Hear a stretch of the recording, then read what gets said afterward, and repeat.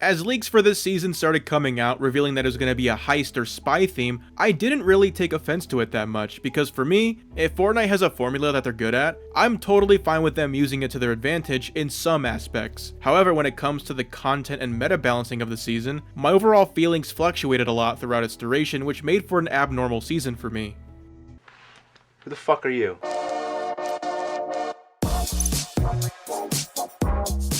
This season's loot pool is heavily focused on red dot assault rifles, and a lot of people tried convincing me that the collateral AR was actually really good, and that might be the case up close, SMG range, and I would agree with these statements if it was called the collateral SMG, but it's called the collateral assault rifle, meaning that you're gonna have situations where you have to have fights at medium range or long range, and when it comes to that, it stands no chance. Why would you not use the AUG or the hollow twister? Because they can at least perform well at any distance. When we eventually got the twin mag assault rifle, this was proven even further because 3 out of the 4 assault rifles have red dot sights. I've always been pretty iffy on the concept of hit scan red dot ARs, but I'm honestly kinda okay with it in this case since they at least tried to double down on the concept and committed for the most part, unlike season 1.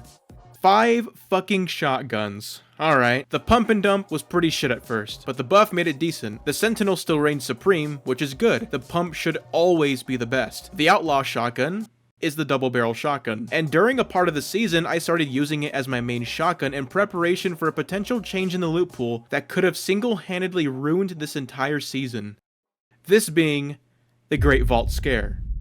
It was reported and confirmed by many people that had run across this newsletter revealing that the Infiltrator Pump Shotgun was going to replace the Sentinel Shotgun. Now, if this actually happened, it would have been like the worst update of all time, genuinely. So many people were against this, players begging on their fucking knees for this not to happen. Thankfully, it didn't replace the Sentinel, and it's one of my personal favorite shotguns ever, but I know it's objectively pretty shit and fulfills a very specific playstyle of keeping distance. Same with the pump and dump, the buff that it got didn't really overshadow the Sentinel, and I'm glad that's the case. The scoped burst SMG barely changed the meta, so it's not worth mentioning. The sticky grenade launcher can eat shit and die, it's a fucking brain dead item, and I will reiterate, if people like Cypher agrees that this is tilting and OP, then it's very likely that that's the case. And on everyone's soul, we need to normalize throwing bricks at people who run this and spam it constantly. The new sniper is actually pretty balanced and doesn't trump every other gun in the loot pool.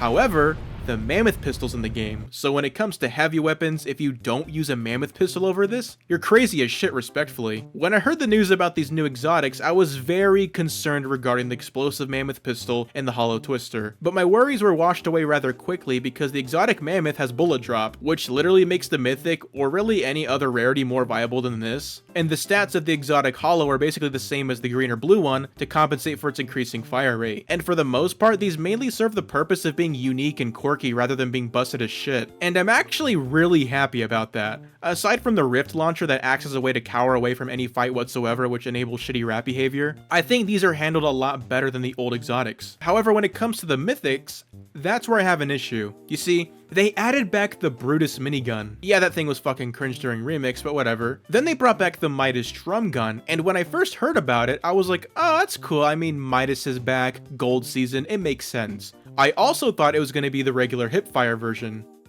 but instead they gave us a first-person version of it. What the fuck is that?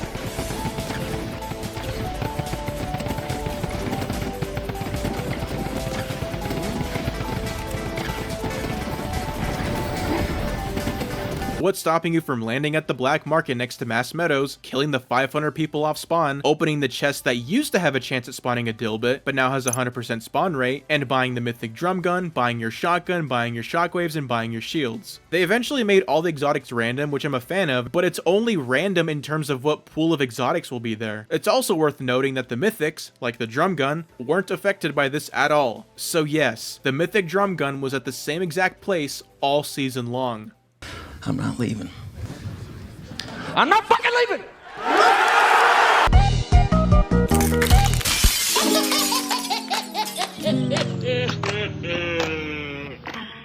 I didn't take much issue with the Mortal Kombat items. Scorpion's item is basically the Chains of Hades with a better pulling feature. I'm sure this can be annoying to come across at times, but I feel like there's just so much more important shit to carry this season that you're really better off not using this. Sub-Zero's item was definitely weaker, but it actually had some utility at the start of the season when people were doing the lay epic mountain troll meme with a kneecapper since this cancels fall damage. On top of the fact that the drills weren't in the game yet. The Typhoon Blade, kneecapper, is this season's melee weapon. And I don't care what the fuck people say, this is a diet version of the Typhoon Blade. Like, yes, this is a bat, and this is a sword, but they both accomplish the same role of being a rotational melee weapon. Speed boost for mobility with an increased jump height, speed boost for mobility with an increased jump height, one attack being the really fast and spammy one attack being the really fast and spammy one, the other attack being one giant swing that launches players back and does significantly more damage, the other attack being one giant swing that launches players back and does significantly more damage, and I've seen people defend this by saying that the bat plays differently than the sword, and they might actually be right when saying that, because it's much worse in a lot of different ways. The giant swing on the Typhoon Blade has a cooldown, but the bat's equivalent doesn't have a cooldown, and you can keep spamming it. Sure, you have to charge up longer to send them further, but you can still spam it, which gives the little baby bitch in your game an easy kill. I am a winner, aren't I? Winner, winner!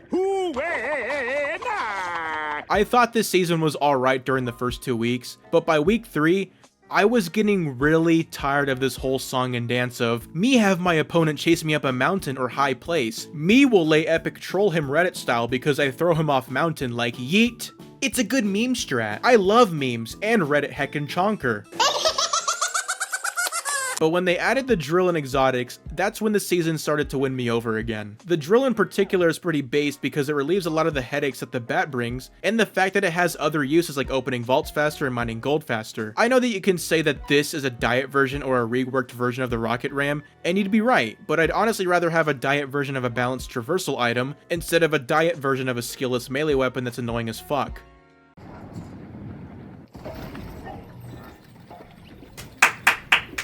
Speaking of the rocket ram, it got unvaulted at the end of the season. You may be asking, well, if they brought back the rocket ram, did they at least vault the rocket drill since it's way better and there would be no reason to use the rocket ram over this? No. Both are in the same loot pool. Also, the rocket ram has 10 uses now, because that really entices me to use it over the rocket drill even more now. And you could honestly chalk these items up to being a must-carry item in order to counter the bat, and it's reminiscent how you need to carry a boogie bomb or an EMP to counter the cars in Wrecked. But I'd be a bit foolish to say that it's on the same level as that. I was always going to use this as my main mobility anyways, since I like mobility items that are more traversal based, so I didn't really have that dilemma of being forced to pick it up. I don't know. I guess I prefer shooting people in Fortnite instead of bludgeoning people with a stick. I'm gonna beat the holy hell out of one of you. Ever since Absolute Doom, it's been pretty evident to me that there are items in Fortnite that are better suited in builds compared to zero builds and vice versa. From what I've gathered, bats can be less annoying in build since you can build cover at least. However, in zero build, you're fucked. Yes, you can shoot them, but if they're swinging at you and jumbling your crosshair around, especially if you're both indoors and not in an open space, it's objectively more difficult to land a shot and takes more skill to counter the bat person than for the bat person to simply spam. So in terms of effort, it's genuinely flawed and one-sided. The first excuse people will bring up to justify this shit can of a weapon is that it has durability, and I agree that durability on certain items can be redundant. Fortnite's well aware that they are responsible for rewarding bad players and bad behavior for multiple years, so instead of outright nerfing the kneecapper to a balanced state, which would piss off the bad players who will then blame the nerfs on the sweats, it seems like durability is this new way of nerfing stuff. This holds more weight when you take into consideration that so far this chapter, the melee weapons received one fucking nerf throughout each of their respective seasons. That's it? But even then, putting durability on items shouldn't be a free pass to make a bullshit slop item. Talking about this as if they're gonna change the way melee mobility items work in the future seems like a waste of breath at this point. And if you had fun with the bat, power to you. But brushing off any criticism towards the item or the way Fortnite approaches these items solely because you had fun and you think that I, a person that likes having gunfights in a gun video game, hates fun because I'm pointing out the obvious, then eat shit. You're yucking in the presence of a winner! Ha! Yeah.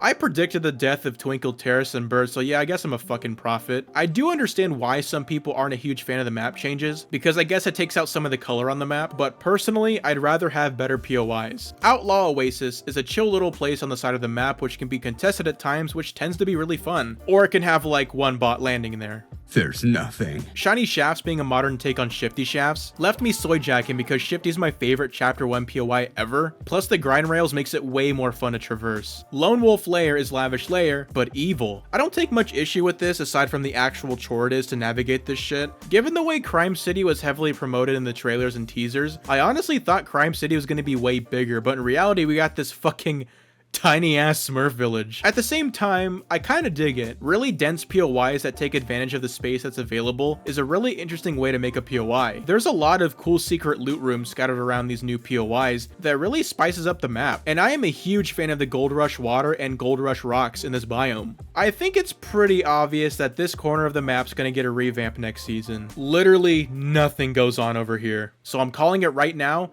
this place is gonna get demolished next season.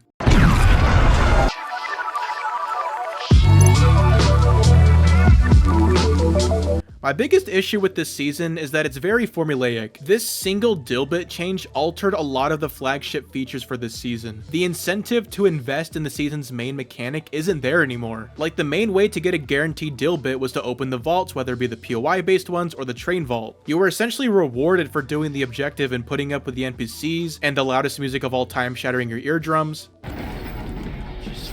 Yeah, I really love the music game. I really love it. But after handing out the Dilbits like candy in these chests because of this one change, it literally cuts that entire sequence out of the game. Markets have purple and gold pumps, purple and gold augs and hollow twisters. These places immediately grant you better loot than going anywhere else where the loot from chests are RNG. I'm not shitting on the concept of a black market, but I feel as though that they should have exclusively sold non-weapons like pulse scanners, boons, and gold splashes. Aside from the vaults being pretty much obsolete, these new vaults themselves are a lot more engaging this time around. And the problem of having fat-ass rats waiting for you to do all the work just to kill you isn't really an issue much anymore, since the pulse scanner can negate that given that they can be found in the heist bags surrounding the banks. Gold Rush is amazing. Breaking into someone's build with Gold Rush can be pretty annoying at times for builds. I mainly see the Gold Rush feature as a net positive, at least for zero build. The shield medallion is perfect. I wouldn't change a single thing about it. The scorpion medallion is kinda crazy, to be honest, when paired with the pump or the mammoth pistol. 20 extra damage is a lot more than you think, but what alleviates some of the pain for me is that scorpion's like really hard to fight for some reason, which I'm all for. Medallion bosses should feel like an actual challenge. When it came to my initial thoughts on the wolf medallion, I thought I was a little too harsh. I think it can be really busted when paired with the bat, but in every other scenario I didn't think it was that bad. It really is the nitro medallion if it was more balanced. At least you can't bash through fucking walls this time.